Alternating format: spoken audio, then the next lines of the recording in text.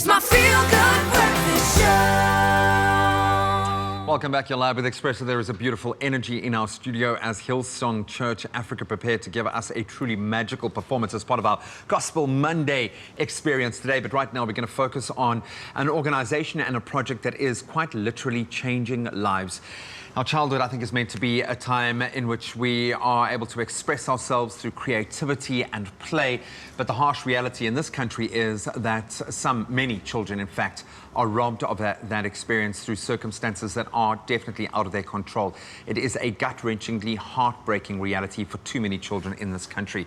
Well, fine artist Jill Trappler teamed up with Peter Marx, the executive director for foster children care organization known as Home From Home, to put together the Orange Art Project to address this issue specifically, as well as boost and host an exhibition of foster children's art to raise funds for their efforts. And they join us now this morning to share a bit more about what sounds like the most wonderful initiative that really seems to have gained momentum beyond what you possibly thought it would start out as.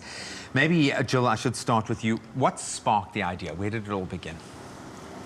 My sister works at Home From Home in education, and she and I were chatting at the beginning of lockdown about all the mothers that she works with, and she'd identified some of the children who are very interested in making art. So I said, okay, we can do this. We'll do it over WhatsApp. And so we all had to learn how to take photographs. And the mothers initially were a little cautious, and the social workers, they weren't quite sure what was going on. But once they started making work and then sending me pictures and me talking about it, it just grew.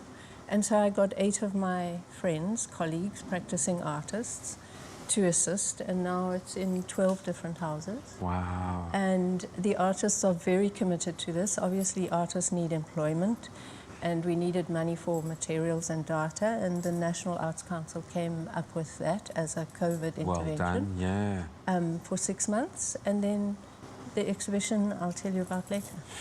And I've got a 3-year-old boy, and I know how important the ability for him to express himself through that is for him in a very well-adjusted, normal setting. Now, let's transplant that into a setting that isn't normal, but you're doing your utmost to create the most normal and positive experience for these children through Home From Home. Can you give us a bit of background into the work that you guys do and how that's been affected by these, as I'll say it again, unprecedented times? Surely things have changed dramatically during the COVID-19 time.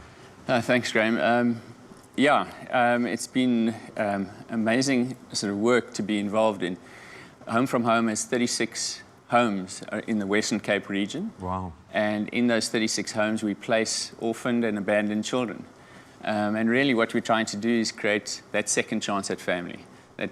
And we've got these wonderful foster moms. That's where we start, employing foster moms who have that ability to create a second family for children who've lost that opportunity.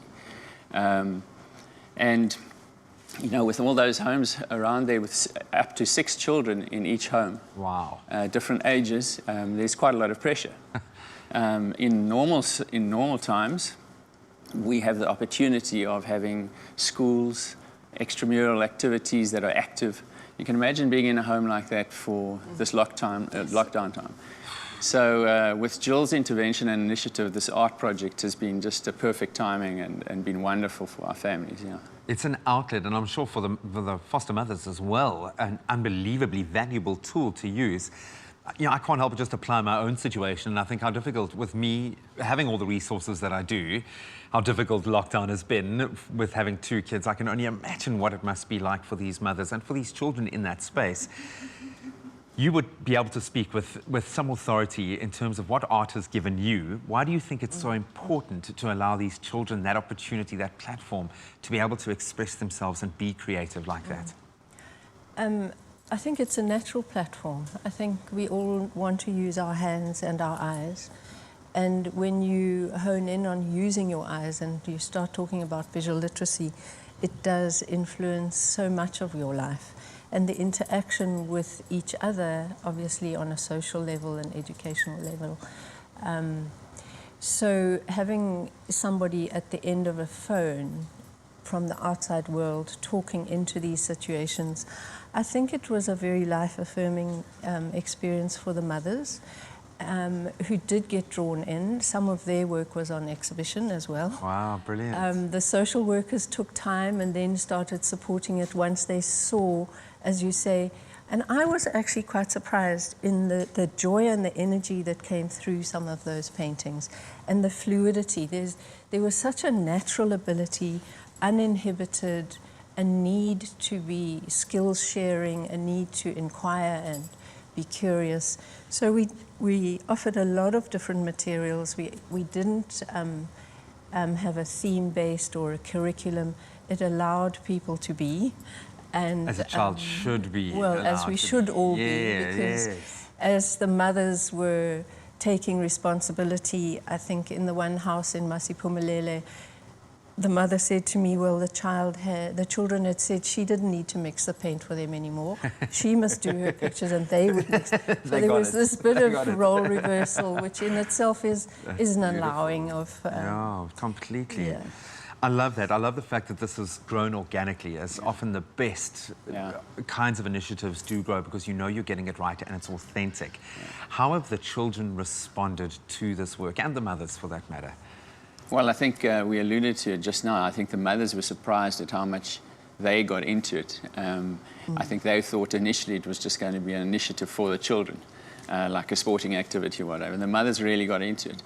And I mean, some of the children have really expressed a lot of their desire to do art now, but I don't think that's the whole purpose of it. I think really, as Jill was saying, the opportunity for them to really express themselves. And I think the way that Jill and her team have done it is sort of less directive and less pressurized. And so we've got our kids really enjoying it, and that's how it's grown. I mean, some of the example I take is when we were at the exhibition on Friday, and some of the Masi children came in, Ocean View children, and those mums taking pictures of their children's art and boasting about it is fantastic. We were trying to have a meeting, and we kept on getting tapped by the children saying, come over, you must see my piece, you must see my piece. And that kind of effect, really, you could witness the pride in it, and that's amazing, yeah. One can only imagine the mark that this is making, and it all sounds so normal for a child. Oh, exactly. And that is beautiful in itself. So congratulations to both of you. I have a feeling this is just the start of something really special, so keep the strength and keep fighting the good fight even during these difficult times. And thank you so much for sharing that with us. We'll keep all of your details on our social media platforms and preach the word as much as we can. But thank you so much, and keep it up. Absolutely beautiful stuff. Some truly life-changing and impactful work being done by Jill and Peter. We thank them and all of the mothers as well so much for their contributions. Children. Yeah. And the children, Thank you. most importantly. Oh, the artists too.